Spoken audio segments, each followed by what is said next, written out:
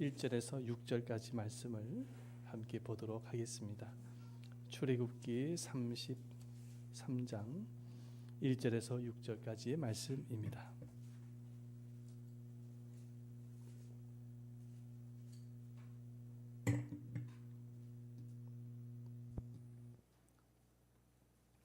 우리 한 구절씩 함께 교독하도록 하겠습니다. 여호와께서 모세에게 이르시되 너는 내가 애굽 땅에서 인도하여 낸 백성과 함께 여기를 떠나서 내가 아브라함과 이삭과 야곱에게 맹세하여 내 자손에게 주기로 한 그 땅으로 올라가라.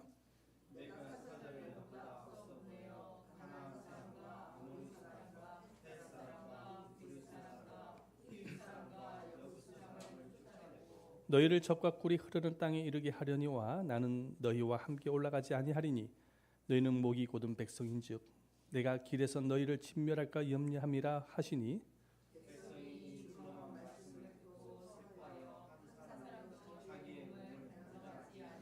여호와께서 모세에게 이르시기를 이스라엘 자손에게 이르라 너희는 목이 곧은 백성인즉 내가 한순간이라도 너희 가운데 이르면 너희를 진멸하리니 너희는 장신구를 떼어내라 그리하면 내가 너희에게 어떻게 할 것인지 정하게 노라 하셨습니다. 이스라엘 자손이 호렙산에서부터 그들의 장신구를 떼어내니라. 아멘. 할렐루야. 주님의 은혜가 여러분들 모두에게 충만하게 임하시기를 축원드립니다. 아멘.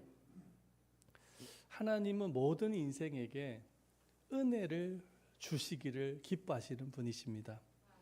그래서 이미 하나님은 선한 사람이든 악한 사람이든지 간에 모든 사람에게 동일하게 햇빛을 주시고 비도 내려주시고 공기도 주시고 일용한 양식의 일반적인 은혜를 베풀고 계십니다. 그러나 인간은 영혼을 가진 영적인 존재이기 때문에 이러한 것만으로는 부족하죠. 특별한 은혜가 필요한 거예요. 하나님께로부터 받아야 할 특별한 은혜가 있어야 되는 것입니다. 그 특별한 은혜가 뭐냐면 바로 예수를 믿어서 죄사함을 받을 수 있는 은혜, 구원을 받을 수 있는 은혜, 그리고 주님의 돌보심과 인도하심, 그리고 병 고침을 받은 은혜, 성령의 충만함과 성령의 인도하심, 이런 은혜들이 여러분 우리가 인생을 살아가면서 믿음의 삶을 살아가면서 받아야 될, 공급되어져야 될 은혜인 것이죠. 그래서 이 기독교 신앙은 은혜 속에서 사는 삶이며 이러한 하나님의 특별한 은혜를 받고 살아가는 사람의 인생이 바로 진정한 복된 인생이다라고 성경은 우리에게 말씀하고 있습니다. 자, 그런데 성경을 보면은 하나님의 은혜를 받다가도 하나님의 은혜가 떠난 민족이 있어요. 그 대표적인 민족이 누구냐니까 우리가 방금 읽었던 민족입니다. 바로 이스라엘 민족이죠. 여러분, 지구상의 민족들 중에서 이스라엘 민족들처럼 하나님의 은혜를 체험했던 민족은 아마도 없었을 것입니다. 그런데 하나님의 은혜가 떠나가는 것을 볼 수가 있어요. 왜 떠나갔냐니까 우상을 숭배했거든요. 모세가 시내산에 십계명을 받으러 올라가지 않습니까? 그 받는 사이에 아론을 중심으로 해서 이스라엘 민족들이 우상을 만듭니다. 바로 금송아지라는 우상을 만들어요. 여러분, 하나님이 가장 미워하고 싫어하는 죄가 무엇입니까? 우상 숭배입니다. 십계명에 보면 나 외 다른 신을 섬기지 말라고 하였습니다. 그렇죠? 근데 하나님이 가장 미워하고 싫어하는 일을 한 것이죠. 그래서 하나님께서 이스라엘 민족을 진멸하려 하였습니다. 그러나 모세가 하나님 앞에 중보기도를 하지 않습니까? 그래서 하나님은 진멸을 멈추세요. 하지만 하나님이 이스라엘 백성들을 향해서 이렇게 말씀을 하세요. 뭐라고 말씀을 하시느냐? 출애굽기 33장 3절 말씀을 보면은 너희를 적과 꿀이 흐르는 땅에 이르게 하려니와 나는 너희와 함께 올라가지 아니하리니. 자, 하나님께서 이스라엘 백성들에게 약속하셨던 땅이 있었어요. 바로 꿀과 젖이 흐르는 가나안 땅입니다. 이 가나안 땅은 이미 아브라함 때부터 하나님께서 약속하셨던 땅이었기 때문에 이스라엘 백성들을 그곳으로 가도록은 하시겠다라는 거예요. 그런데 중요한 것이 있어요. 바로 뒤쪽에 있는 구절입니다. 나는 너희와 함께 가지 않겠다, 올라가지 않겠다라는 말씀이에요. 자, 이 말씀을 듣고 난 이후에 이스라엘 백성들의 반응을 한번 보시기를 바랍니다. 슬픔에 빠졌다고 말씀하고 있어요. 모든 백성들이 슬픔에 빠집니다. 그렇죠? 오늘 말씀에 보니까 뭐라고 합니까? 4절 말씀을 읽어보겠습니다. 시작. 백성이 이 준언한 말씀을 듣고 슬퍼하여 한 사람도 자기 몸을 단장하지 아니하니. 이 준언한 말씀을 듣고 난 이후에 슬퍼했다라는 거예요. 얼마나 큰 슬픔에 빠졌는지 자기가 몸 단장을 하지 않았다라는 거예요.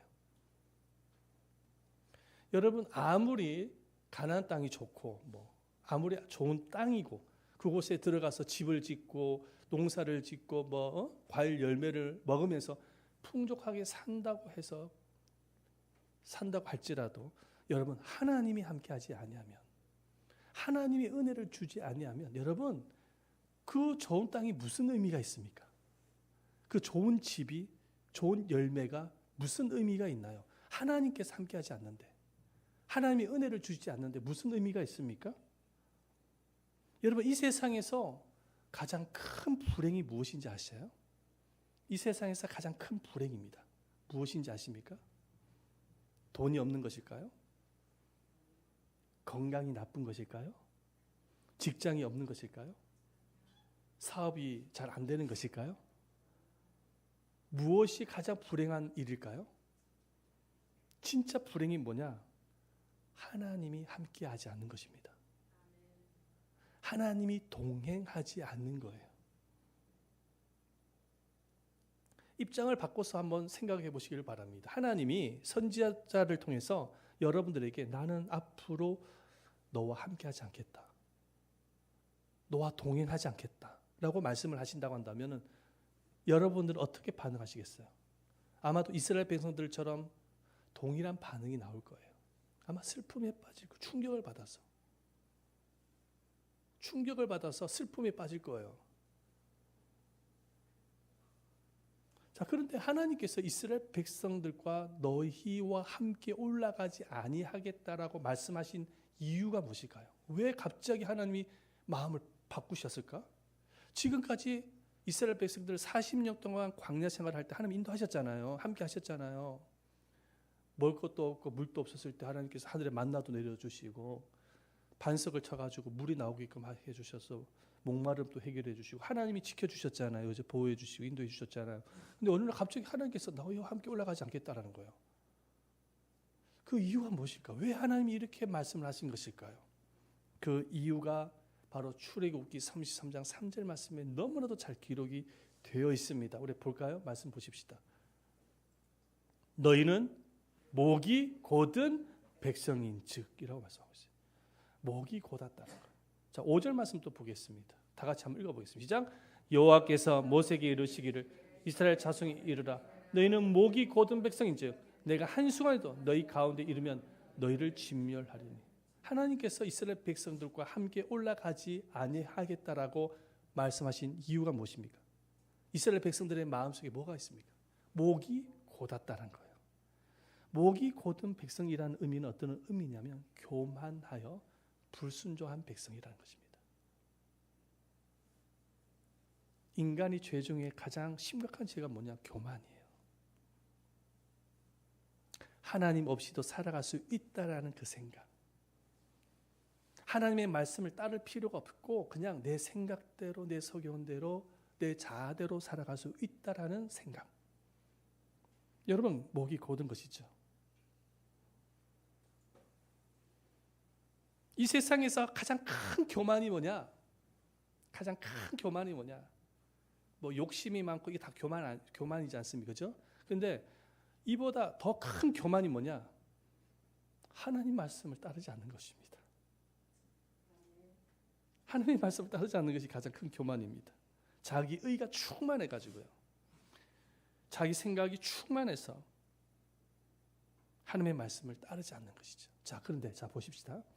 하나님의 말씀을 따르지 않을 때 어떤 현상이 일어나느냐? 오늘 말씀에도 기록되어 있지만 하나님의 은혜가 떠나가는 거예요. 자, 말씀을 따르지 아니할 때에 하나님의 은혜가 떠나갑니다. 하나님과 함께 할 수가 없는 거예요. 자, 그 대표적인 사람이 누구냐면 사울 왕입니다. 말씀해 보면 사울 왕. 사무엘상 말씀에 보면 사울 왕이 등장을 하죠. 이스라엘의 초대 왕입니다. 처음에는 사울 왕이 굉장히 겸손했던 왕이었거든요. 굉장히 겸손했습니다. 하나님을 정말로 믿고 신뢰했던 왕이었어요. 사람이었어요.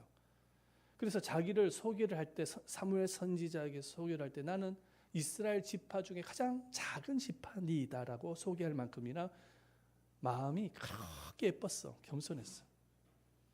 그러니까 하나님을 믿고 그렇게 겸손한 사울 왕의 마음을 보신 하나님께서 너무 예쁜 거예요. 그래서 사무엘 선지자를 통해서 기름을 붓게 하셔서 이스라엘 왕으로 세우십니다. 하나님이. 그리고 이스라엘 초대 왕이 되어지죠. 그래서 하나님이 그 사울 왕에게 지혜도 주시고 리더십도 주시고 힘을 주셔서 전쟁터에 나가면 승리하는 거예요. 주님이 은혜를 주셔가지고 승리를 하는 거예요. 그러니까는 이 사울 왕이 이스라엘 전체로부터 존경을 받기 시작합니다. 존경을 받기 시작을 하는 것이죠. 하지만 세월이 흘러서 사울 왕의 왕권이, 권력이 점점 강성해집니다. 강성해지자 어떤 현상이 일어납니까? 말씀에 보면 알 수가 있지만 마음이 변질되기 시작하는 거예요. 처음에 그 마음을 상실하게 되어지는 거예요. 그래서 나중에는 하나님을 의지하지 않아요. 자신의 권력의 힘을 의지합니다. 하나님의 말씀을 따르지 아니에요. 자신의 소견대로 생활을 해버립니다. 이 사울 왕의 마음이 변질되어진 것을 아시는 하나님께서 사무엘 선지자를 통해서 말씀하십니다. 사울 왕의 마음의 믿음을 테스트하세요. 여러분 하나님은 테스트하시는 사실을 아시기를 바랍니다. 순종을 테스트하세요. 믿음을 테스트하세요. 어떻게 테스트하시냐? 사무엘 선지자를 통해서 사울 왕에게 전달하는 거예요. 너는 이스라엘 백성들이 그 광야 생활을 할 때에 이스라엘 백성들을 괴롭혔던 민족이 있었어요. 아말렉 족속들입니다. 그 아말렉 족속들을 모조리 다 진멸하게끔 하나님이 사울 왕에게 명령을 내립니다. 사무엘 선지자를 통해서 진멸을 하라고 말씀하시고 모든 짐승들, 가축들을 다 진멸하라는 거예요. 한 마리도 살려두지 말라는 거예요. 진멸하라는 거예요. 그들을 심판하겠다는 것입니다. 하나님께서 분명히 사무엘 선지자를 통해서 사울 왕에게 내려진 명령이에요. 말씀이에요. 자, 믿음의 사람이라면 순종해야 되겠죠. 그렇죠? 자, 그런데 사울 왕이 어떻게 합니까? 아말렉 왕의 아각이라는 사람이 있었는데 그 아각과 짐승들, 가축들, 좋은 가축들을 살려줍니다. 여러분 하나님의 말씀에 순종했습니까? 불순종했습니까? 불순종한 것이죠. 왜 살려두어졌느냐? 이유가 있어요. 이유가 뭐냐? 바로 사울 왕의 마음속에 욕심이 있었기 때문입니다. 아말렉 족속의 왕 아각을 살려둔 이유는 그 아각이 아말렉 족속들 안에 보물 창고를 알고 있거든요. 그래서 이 사람을 살려야 그 보물을 자기가 가질 수가 있는 거예요. 그 가축들, 백성들이 길렀던 가축들을 살려두었던 이유가 뭐냐면 그것을 살려두어서 이스라엘 백성들에게 전리품으로 다 나눠줘서 전리품으로 나눠주면 이스라엘 백성들이 누구를 더 존경하게 되어집니까? 바로 사울 왕을 더 존경하게 되어지죠. 그렇죠? 자, 우리 말씀 보십시다. 사무엘상 15장 3절 말씀인데요. 이거는 하나님께서 명령하신 거예요. 지금 가서 아말렉을 쳐서 그들의 모든 소유를 남기지 말고 진멸하되 남녀와 소아와 젖 먹는 아이와 우양과 낙타와 나귀를 죽이라 하셨다 하니. 자, 보십시다. 15장 9절 말씀들 읽어보시죠. 시작. 사울과 백성이 아각과 그의 양의 소의 가장 좋은 것 또는 기름진 것과 어린 양과 모든 좋은 것을 남기고 진멸하기를 즐기 아니하고 가치 없고 하찮은 것만 질면하니라. 자, 사울이 어떻게 했다고요? 하나님의 말씀대로 하지 않았다라는 거예요. 가치 없는 것만 살려두고 좋은 것은 다 살려두었다라는 거예요. 아까 조금 전에 제가 얘기를 드렸지만은 그것을 전리품으로 나누어 줘가지고 백성들로부터 존경을 받는 왕이 되게 하고자 하는 그런 의도가 담겨져 있었던 것입니다. 말씀에 불순종했던 것이죠. 사울 왕이 하나님의 말씀에 불순종하자 하나님은 굉장히 안타까워하셨어요. 매우 가슴 아파하셨어요. 특별히 사무엘 선지자는 너무 가슴이 아파서 마음이 아파서 잠을 못 잡니다. 성경에 나와요. 잠을 자지 못할 만큼 가슴 아리를 하기 시작하는 거예요. 날밤을 셉니다. 이 문제로 인해서 불순종 때문에. 그래서 사무엘 선지자가 어떻게 하냐니까 사울 왕에게 가서 그래도 회개를 촉구하기 위해서 사울 왕이 있는 궁으로 들어갑니다. 그랬더니 사울 왕이 그 자리에 없는 거예요. 그래가 사무엘 선지자가 왕이 어디에 있냐고 물어보니까 사울 왕이 갈매로 갔다고 이야기를 합니다. 자, 한번 보십시다. 사무엘상 15장 12절 말씀. 사무엘이 사울을 만나려고 아침에 일찍이 일어났더니 어떤 사람이 사무엘에게 말하여 이르되 사울이 갈멜에 이르러 자기를 위하여 기념비를 세우고 발길을 돌려 길갈로 내려갔다 하는지라. 사울 왕이 어디로 갔다고요? 갈멜로 갔다라는 거예요. 근데 갈멜로 간 이유가 뭐냐면 자기를 위해서 기념비를 세우기 위해서 갔다라는 거예요. 근데 이 갈멜은 어떤 곳이냐? 하나님께 예배를 드렸던 성소였습니다. 할렐루야. 자, 그러면 이 사울 왕은 자기를 위해서 기념비를 세우러 갔다라는 것입니다. 다시 말해서 다른 왕들처럼 전쟁을 통해서 승리를 하였기 때문에 자신의 업적을 남기기 위해서 그곳에 기념비를 세우려고 했던 거예요. 어디에? 하나님께 예배를 드리는 그 장소에 자기를 위해서 기념비를 세웠다라는 거예요. 여러분, 사울 왕이 전쟁터에 나가서 승리를 하게 되어진 것은 사울 왕이 똑똑해서 그렇습니까? 실력이 있어서 전쟁에서 승리한 것일까요? 누구의 은혜였습니까? 하나님이 하신 일이죠. 그렇죠? 그러면 갈멜에 가서 기념비를 세울 때 누구를 위한 기념비를 세워야 될까요? 하나님의 기념비를 세워야 돼요. 하나님의 영광을 높여드려야 되는 거예요. 그렇죠? 그게 예배자입니다. 믿음입니다. 그런데 누구를 위해서? 자기를 위한 기념비를 세우기 위해서 갔다는 거예요. 사무엘 선지자가 그 말을 듣고 또 충격을 받는 거예요. 그만큼 마음이 변질되어져. 사람의 마음은 변질되어지는 거예요. 처음에는 예수를 잘 믿어요. 하나님 앞에 순종하겠다고 결단을 해요. 그런데 세월이 흘러가면서 그 마음이 바뀌어지는 거예요. 사울 왕처럼. 사무엘 선지자가 사울 왕을 만났을 때 이런 이야기를 합니다. 사무엘상 15장 22절 말씀을 보십시다. 읽어보면 시작. 사무엘이 이르되 여호와께서 번제와 다른 제사를 그의 목소리를 청조하는 것을 좋아하신 같이 좋아하시겠나이까. 순종이 제사보다 낫고 듣는 것이 수경의 기름보다 나으니. 순종이 뭐보다 낫다고요? 제사보다, 예배보다 낫다. 이게 예배를 드리지 말라는 의미가 아닌 거예요. 지금 사울 왕의 무엇을 지적한 거예요? 불순종을 지적한 거예요. 지금 사무엘이. 그리고 사무엘 선지자는 사울 왕에게 하나님의 심판을 전하는데 보십시다. 뭐라고 심판을 전하는지 보십시다. 사무엘상 15장 26절입니다. 읽어봅니다. 시작. 사무엘이 사울에게 이르되 나는 왕과 함께 올라가지 아니하리니 이는 왕이 여호와의 말씀을 버렸으므로 여호와께서 왕을 버려 이스라엘 왕이 되지 못하게 하셨습니다. 자, 사울 왕이 무엇을 버렸다고요? 사울 왕이 무엇을 버렸다고 말씀하고 있습니까? 말씀을 버렸기 때문에 하나님이 사울 왕을 버릴 것이라고 말씀합니다. 굉장히 무서운 말씀이에요. 이게 심판의 말씀이에요. 하나님의 말씀을 듣지 아니하고 순종하지 아니하고 말씀을 버렸을 때 하나님이 버리신다라는 거예요. 그 이후에 어떤 일이 일어납니까? 사울 왕에 있었던 하나님의 영이 떠납니다. 성경에 나와요. 영이 떠났다는 것은 뭐냐? 은혜가 떠났다는 거예요. 그 즉시에 뭐가 들어오냐니까 귀신이 들어옵니다. 성령에 사로잡혔던 사람이 귀신으로 사로잡혀요. 그 이후에 어떤 현상이 일어나면 미친 사람처럼 지내는데 마음속에 불안과 두려움 속에 벌벌 떨면서 살아갑니다. 왜? 귀신이 들어왔으니까. 늘 염려하면서. 그러다가 최후 전쟁터에 나가서 죽습니다.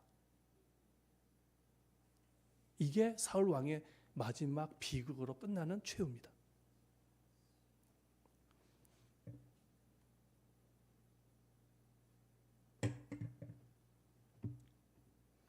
사람들이 은혜 이야기합니다.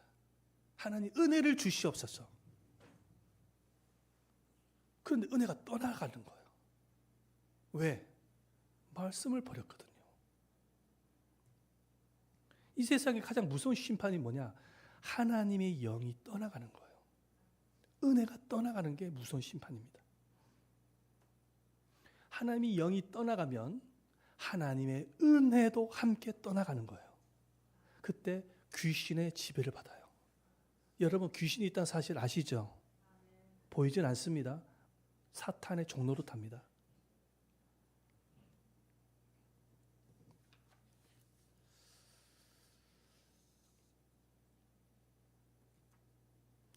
우리의 영혼이 어두워지는 데는 그렇게 오랜 시간이 걸리지 않습니다. 여러분 과일이 부패하면은 부패하는데 시간 좀 걸리죠. 과일이 부패하는데 생선이 부패하는 데는 그보다 좀 짧지만 그래도 시간 좀 걸리죠. 그죠? 생선이 상하면 부패하지 않습니까? 그런데 우리의 영혼이 부패하는 데는 1초도 안 걸려요. 언제 부패하느냐? 하나님의 말씀을 따르지 않기로 생각을 가질 때, 하나님의 말씀을 따르지 않기로 결심을 할 때에 내 영혼이 어둠이 찾아와요. 귀신의 밥이 되는 거예요. 사탄이 들어오는 거예요. 여러분 아담과 하와가 에덴 동산에서 타락을 한 시간은 그렇게 길지가 않습니다. 선악과 열매를 보면서 하나님의 말씀에 불순종해야 되겠다. 너무 선악과 먹고 싶거든요. 한다는 그런 생각이 들 때에 사단이 그 안에 들어와서 타락을 시킨 거예요. 타락을 하는 데는 그렇게 오랜 시간이 걸리지 않아요. 이 불순종이라는 것은 내 영혼을 파괴하는 적인 거예요. 그래서 하나님의 은혜를 떠나게 만드는 것입니다. 여러분들 일주일 동안 하나님의 말씀 없이 살아가잖아요. 말씀 필요 없어. 아우 바빠 죽겠어. 말씀 볼 시간이 어디 있어. 하나님의 음성 필요 없어. 내 생각대로 살 거야. 그런 생각을 가질 때 여러분들의 영혼은 어두워지는 것 때부터 귀신의 밥이 되는 거예요. 모르죠. 영적인 존재이기 때문에 그거를 피부로는 느끼지 못할 거예요. 순간적으로 여러분 정신을 지배할걸요. 마음을 지배할걸요. 은혜가 떠나간다니까요. 자, 그렇다면 하나님의 은혜 안에서 살기 위해서는 어떻게 해야 되냐? 하나님의 말씀을 가까이 해야 돼요. 그 말씀이 살아있는 하나님의 생명의 말씀인 거예요. 하나님이 우리에게 주신 가장 큰 선물은 바로 이 성경이에요. 말씀을 가까이 할 수 있어야 되는 거예요. 일주일에 와서 설교 한번 듣는 것으로 만족해서는 안 됩니다. 매일 말씀을 먹어야 되는 거예요. 영의 양식을 먹으셔야 돼요. 그리고 그 말씀대로 순종할 수 있어야 되는 것입니다. 사막에 가면 물이 없잖아요. 그죠? 물이 없잖아요. 그래도 짐승이 살아가는 짐승이 있어요. 여우, 뱀, 정갈, 그 다음에 풍뎅이 이런 짐승들은 삽니다. 왜? 사막에 가면은 낮에는 굉장히 뜨겁잖아요. 밤에는 영하권으로 떨어진대요. 낮과 밤의 기온 차이가 엄청 크답니다. 그러다 보니까 뭐가 만들어지냐? 이슬이 만들어진다는 거예요. 이슬이. 바위에 이슬이 묻어요. 새벽에. 그러면 여우가 와서 그 물은 없지만 이슬을 빨아먹는다는 거예요. 뱀도 이슬을 먹는다는 거예요. 개구리도 이슬을 먹고 살아요. 그런데 풍뎅이는 어떻게 이슬을 먹는 줄 아세요? 이슬이 자기 몸에 딱 묻는다는 거 한번 보여줘요. 저기 그림을. 저 이슬이 자기 몸에 딱 이렇게 떨어진다는 거예요. 그러면은 얼굴을 최대한 납작하게 숙여요. 언제까지? 이슬이 자기 흘러서 등을 통해 가지고 자기 얼굴에 올 때까지 납작 엎드리는 거예요. 그래서 그 이슬을 먹고 풍뎅이가 생존을 한다는 거예요. 하나님의 은혜는 있을 것 같아요. 주님이 우리에게 주시고자 하시는 은혜는 있을 것 같아요. 그럼 그 있을 것 같은 은혜를 받기 위해서는 하나님의 말씀 앞에 고개를 숙이셔야 돼요. 고개를 숙일 때는 여러분들의 고집이 있죠. 고집. 아집. 여러분들의 자아. 여러분들의 생각, 이성이 있어요. 이성. 그죠? 그거를 내려놓으셔야 돼요. 여러분들이 이성을 가지고 하나님의 말씀과 견주하면 안 돼요. 내려놓으셔야 돼요. 그럴 때 하나님은 말씀을 통해서 있을 것 같은 은혜를 우리에게 주시는 것입니다. 그 이슬 같은 은혜를 먹어야 살아가는 거예요. 우리 영혼이 생명력을 가질 수가 있는 것이죠. 성경을 보게 되어지면 하나님의 말씀에 대한 순종이 없이 일어난 기적은 없어요. 순종 없이 일어난 기적은 없어요. 여러분 성경을 한번 보세요. 10명의 문둥병자가 있었잖아요. 그렇죠? 어떻게 고침을 받습니까? 예수님이 고쳐주시는, 나중에 고쳐주시는 어떻게 고침을 받습니까? 예수님이 그 10명의 한센 병자들에게 말하는 거예요. 너의 몸을 제사장에게 가서 보이라. 그러면 치유가 일어날 것이다. 그런데 여러분 문둥병자가 제사장에게 가는 그 조차가 자체가 불가능한 일입니다. 그때 당시에 문둥병자는 저주받은 사람이에요. 마을로 절대로 못 들어갑니다. 돌팔매질 당해서 내어 쫓김을 당한다든지 죽습니다. 그 현장에서. 절대로 제사장 앞에 갈 수가 없어요. 순종하지 아니하고서는 못 가는 거예요. 근데 예수님이 10명의 환센병자들에게 너는 제사장에 가서 내 몸을 보이라까지 말씀하셨어요. 제사장이 그 한센병자가 왔을 때 반갑게 받아들일 수 있어요? 못 받아들이죠. 돌팔매질한다니까요. 그거를 알면서도 한센병자는 제사장에 가서 자기 몸을 보이죠. 그때 놀라운 기적이 나죠. 치유가 일어나요. 예수님의 말씀대로 하니까 치유가 일어나요.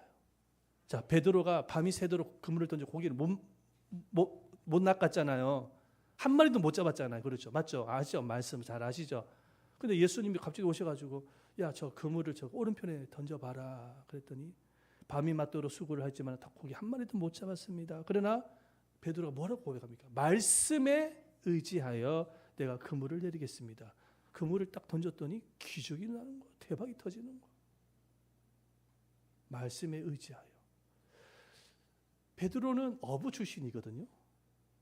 누구보다도 갈릴리 바다는 예수님보다 더 알고 있는 사람이에요. 예수님 목수 출신이잖아요. 그럼에도 예수님의 말씀대로 순종했더니 대박이 터지는 거예요. 기적이 나는 거예요. 물이 변하여 포도주가 되어진 사건 생각해 보세요.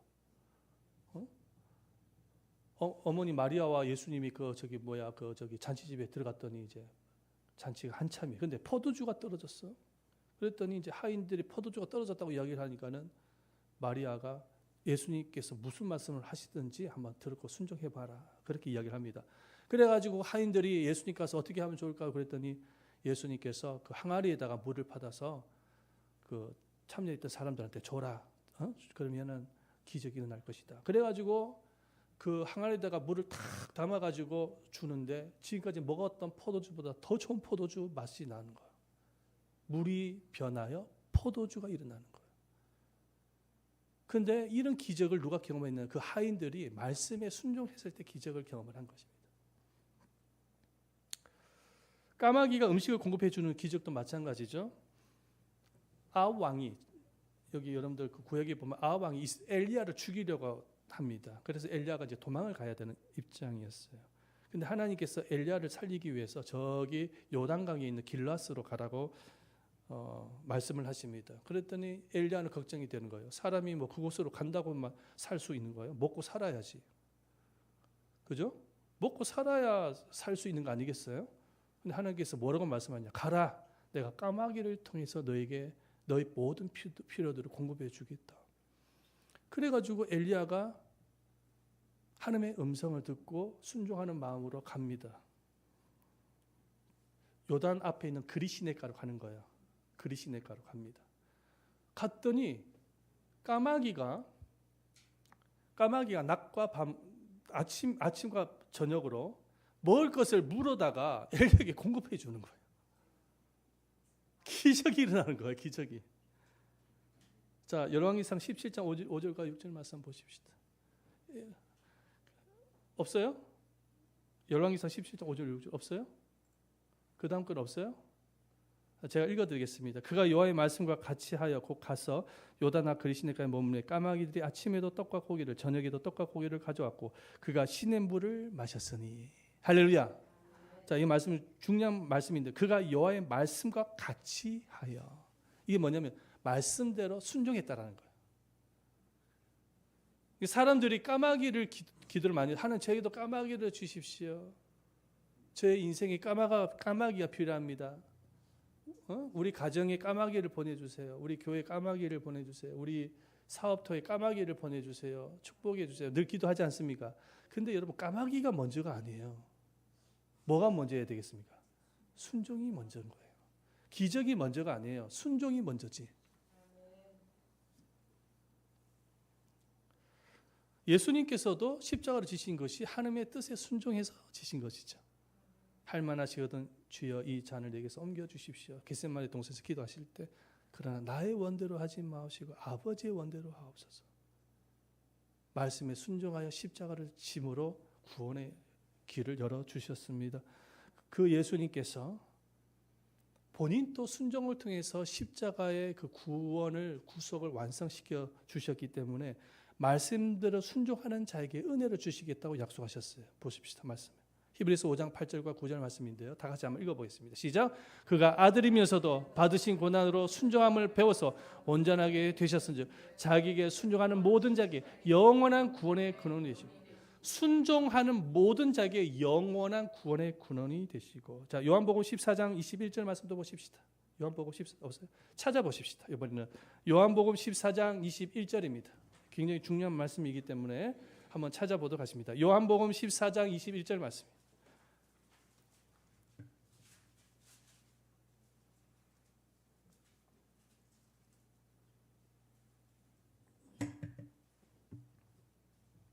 요한복음 14장 21절 말씀 찾으셨나요? 네, 다 같이 한 목소리로 한번 읽어보도록 하겠습니다. 시작. 나의 계명을 가지고 자라 나를 사랑하자니 나를 사랑하는 자는 내 아버지께 사랑을 받을 것이요 나도 그를 사랑하여 그에게 나를 나타내리라. 할렐루야. 이 말씀을 잘 보시길 바랍니다. 나를 사랑하는 자는 내 아버지께 사랑을 받을 것이요 나도 그를 사랑 그에게 나를 나타내리라. 자, 그런데 주님을 사랑하는 자는 어떤 사랑이라고? 나의 계명을 가지고 지키는 자라고 말씀하고 있는 거예요. 이 말씀은 어떤 말씀이냐? 하나님의 말씀을 지키는 자에게 하나님께서 은혜 베풀어 주시겠다는 거예요. 이 약속의 말씀을 주시고 계시는 거예요. 은혜와 기적은 그냥 일어나는 게 아니에요. 순종하는 자에게 나타나는 거예요. 자, 사진 한번 보여주세요. 여러분 이게 누군지 아세요? 모르시나 봐요. 누군지 아세요? 악동 뮤지션입니다. 아시죠? 악동 뮤지션. 남자 이름이 누구냐니까 누구예요? 네, 이찬혁이요. 여자 이름 누구예요? 이수현입니다. 예. 우리 젊은 애들 잘 모르신가 봐. 알고 있어요? 예. 굉장한 실력자입니다. 노래도 잘 부르고 싱어송라이터입니다. 노래를 자작을 해요. 그런데 이 두 남매의 아버지가 누군지 아세요? 아버지가 누군지 아세요? 2000년 초반에 아주 유명했던 찬양팀인데 어노인팅이라고 있어요. 찬양팀의 어노인팅의 찬양 리더입니다. 여기 지금 나오죠? 찬양 리더예요. 이분의 이름은 이성근입니다. 간사. 그때는 이성근 간사. 자, 그런데 찬양 인도를 하다가 2008년도에 하나님의 부르심으로 인해서 몽골의 선교사로 가게 되십니다. 자, 기도 편지 한번 보여주세요. 기도 편지. 자, 이게 기도 편지입니다. 그 옆에가 이찬영이고 옆에가 이수연입니다. 몽골에 이제 선교사로 이제 파송을 받아요. 그런데 총회로 그 파송 받은 것이 아니라 개인 후원을 받아서 파송이 되어졌어요. 이분은. 자, 그런데 그 몽골에서 선교 사역을 감당하다가 후원이 끊기게 되어져요. 후원이 자꾸만 끊기게 되어져요. 여러분, 선교사님에게 생명줄이 뭡니까? 후원 아닙니까? 그래야 먹고 살 수도 있고 사역도 하죠. 후원이 끊기기 때문에 끝나는 거예요. 생명줄이잖아요, 그죠?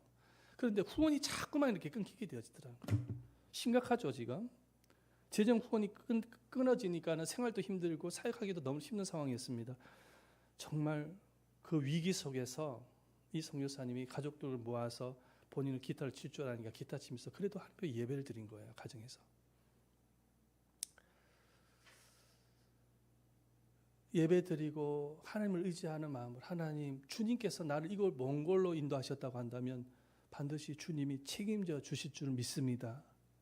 먹고 살아가는 힘들고 선교사역도 힘들고 참 힘든데 나를 이곳으로 이 외지로 보내주셨다고 한다면 책임져 주실 줄 믿습니다. 하나님, 우리 가족들을 책임져 주실 줄 믿습니다. 그래서 의지한 것은 기도와 말씀밖에 없었던 거예요. 그곳에서 뭘 하겠어요? 기도하고 말씀밖에 더 있겠어요? 그런데 하나님이 말씀을 주시더라는 거예요. 어떤 말씀을 주시냐? 잠언서 14장 26절 말씀이에요. 없어요? 읽으면 시작. 여호와를 경외하는 자에게는 경고한 의리가 있나니 그 자녀들에게 피난처가 있으리라. 이 말씀을 딱 주시더라는 거예요. 여호와를 경외하는 자에게는 견고한 믿음이 있나니 그 자녀들에게 피난처가 있으리라. 자, 그리고 난 이후에 이 말씀을 부여잡고 끝까지 몽골에서 선교 사역을 하게 되어집니다. 근데 놀라운 일이 일어나요. 그 이찬혁과 이수연이가 한국에서 오디션을 한다는 얘기를 들어요. 그게 바로 K-팝 스타입니다. 2014년도예요. 2014년도 보여주세요. 그러니까 K-팝 스타에 들어가요. 거기서 이제 노래를 부르기 시작하죠. 그곳에서 우승을 해요. 우승을 해요. 자, 그리고 난 이후에 지금 11년이 지났어요. K-팝 스타를 통해서 가수가 된 지가 11년이 지났는데도 지금 최고의 인기를 지금 가지고 있어요. 최고의 인기. 꽤 많은 활동을 하고 있고요. 성공적인 가수로 지금 활동하고 있어요. 지금 보니까 엔터테인먼트도 지금 보니까 각각 다르더라고요. 보니까 처음에 같이 하다가 자기를 도와주는 사람이 주변에 엄청 많아요. 지금 엄청나게 성공했어요. 대박이 터진 거죠, 한마디로. 그 뭐죠? 그 아까 전에 그 베드로가 그물을 던졌는데 대박이 터졌잖아요. 그와 똑같은 현상들인 거예요. 참 놀라운 것은 뭐냐면은 이찬혁이라는 이 가수는 엄청 천재적인 음악성을 갖고 있어요. 천재적인 음악성. 그래가 영감이 보통 영감이 아닌 거예요. 노래를 만드는 거 보니까. 대단한 싱어송라이터입니다. 노래도 얼마나 실력자인지 몰라요. 여러분, 이 실력, 이 천재적인 영감, 음악성, 이거 누가 주셨을까요? 하나님이 주신 거예요. 그러니까 이 두 자매가 이렇게 성공을 하게 되어진 것은 뭐라고 설명할 수밖에 없나? 하나님의 은혜라고 설명할 수밖에 없는 것이죠. 그 몽골의 그 선교사의 자녀 아닙니까? 그 가난했던 자녀가 지금 이렇게 성공의 길을 걷고 있지 않습니까? 주님이 은혜를 주신 것입니다. 그런데 이렇게 은혜를 받을 수 있었던 배경이 뭐냐면 아버지의 믿음이 있었던 것이죠. 말씀을 끝까지 부여잡고 순종했던 그 믿음이 하나님께서 이런 은혜로 기적을 나타내신 것이죠. 이 세상의 가장 큰 복이 뭐냐? 은혜 속에서 살아가는 거예요. 어제 제가 좌우 친한 목사님이 이제 딸이 결혼식이라 가지고 서울의 여의도에 좀 다녀왔습니다. 그때 같이 동행했던 사모님이 계셨어요. 사모님이 덕계에서 이렇게 계시는 사모님이신데 그 사모님이 하고 있는 일이 뭐냐니까는 그 주간보호센터에서 일을 하신다고 하시더라고요. 근데 그 사모님이 저한테 이야기를 하는 게 뭐냐면 그곳에서는 옛날에 과거에 그렇게 교회를 다니셨던 권사님도 계시고 집사님도 계시더라는 거예요. 근데 그 사모님 입에서 뭐라고 나오냐? 목사님, 과거에 그렇게 교회를 다니고 믿음 생활을 했던 분인데 믿음이 하나도 없어요. 사모님 그 이야기를 하더라고요. 이제 주간보호센터까지 왔다라는 것은 뭐냐면은 이제 다 늙어가지고 도저히 이제는 그 보호센터의 도움을 받지 않으냐고서 생활을 못하시는 분이죠. 근데 뭘 이야기하냐면 믿음이 없다는 거예요.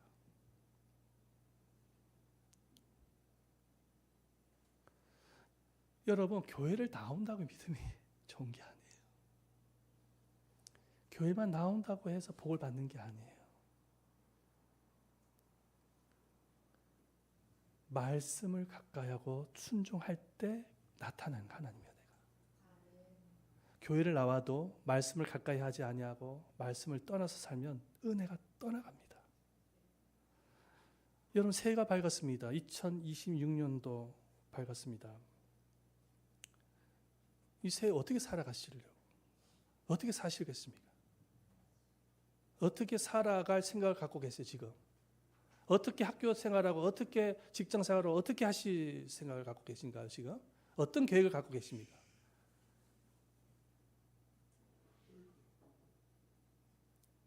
여러분의 힘으로 살아갈 수 있을까요? 여러분들의 노력으로 살아갈 수 있을까요? 가능할까요? 여러분 노력으로? 주님이 주신 은혜로 살아야 됩니다. 은혜예요 모든 것이. 우리가 붙잡아야 될 것이 은혜지 여러분 실력이 아니에요. 실력이 좋아봐야 얼마나 좋아요. 노력을 해봐야 얼마나 노력하겠어요. 누가 알아줍니까? 노력한다고 해서 상황이 길이 열립니까? 주님이 은혜 주셔야 건강해지는 것이고요. 재정도요 은혜 주셔야 하나님이 공급해 주시는 거예요. 은혜 주셔야. 우리 예담제적의 통장 어제 보니까 어떤 사람이 나도 전혀 알지 못한 사람이 후원을 했더라고요. 100만 원을. 그래서 사모님한테 이야기를 했어요. 이 사람 누구냐고. 저하고 관련 있는 사람도 아니에요. 아무도 몰라요. 어떤 사람인지. 근데 100만 원이 후원됐더라고. 이걸 뭐라고 이야기하냐면 은혜라고 이야기하는 겁니다. 전혀 생각하지도 못했는데. 나중에 그 재정 보호를 하겠지만 우리 교회가 비자리 교회입니다. 재정이 넉넉하지 못해요. 저도 제대로 살을 못 받고 있어요. 뭐 이렇게 강조해서 하는 것은 아니지만, 근데 놀라운 것이 뭐냐면은 재정이 마이너스가 아니에요. 기가 막혀요. 은혜입니다. 살아가는 여러분, 은혜로 살아가야 됩니다. 할렐루야. 여러분 힘대로 살아가는 게 아니에요.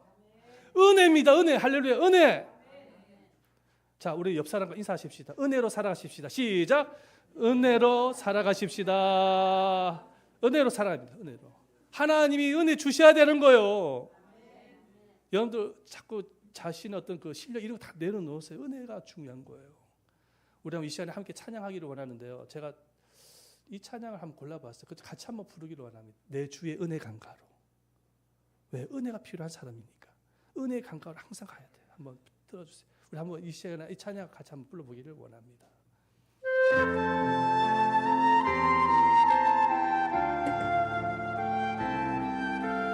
다 같이 한번 불러보세요.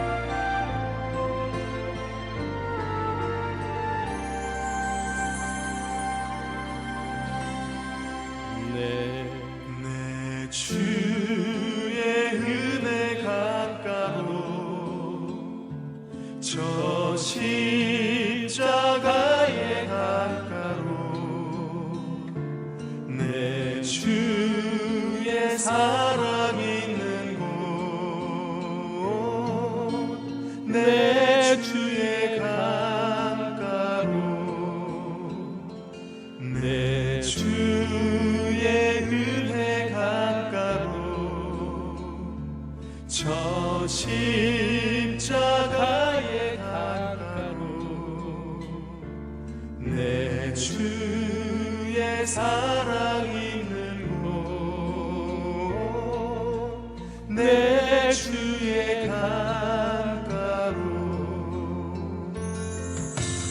가라 나의 영혼을 생수로 가득 채우소서 피곤한 내 영혼 위에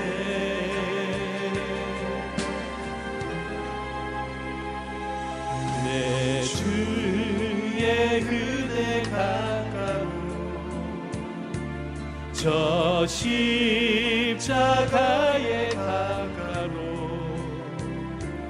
내 주의 사랑 있는 곳 내 주의 강가로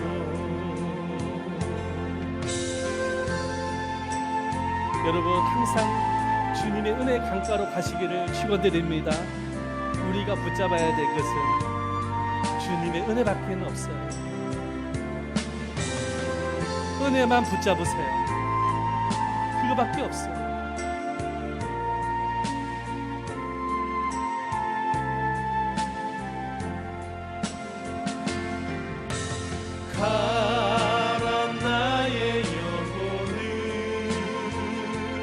생수로 가득 채우소서.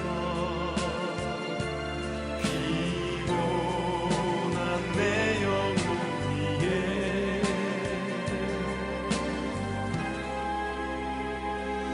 내 주의 은혜 강가로 저 십자가의 강가로 내 주의 사랑 있는 곳 내 주의 강가로 내 주의 강가로